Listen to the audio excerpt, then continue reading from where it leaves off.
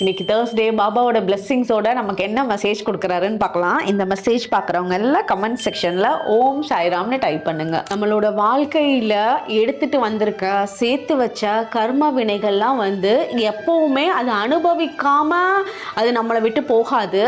ஆனால் அந்த கர்ம வினைகள் எவ்வளோ ஸ்ட்ராங்காக இருந்தாலும் சரி, பாபாவோட கோயிலில் பாபாவை பாதத்தை தேடி நாடி போனவங்களுக்கு அந்த கர்ம வினைகள் எல்லாத்தையுமே ஒரு சிலந்தி பூச்சி வீடு கட்டினா எப்படி இருக்கும், அது ரொம்ப ஒரு லைட்டாக தானே இருக்கும். அது ஈஸியாக ஒரு கையில் வச்சாலே அதெல்லாம் காணாமல் போயிடும்ல.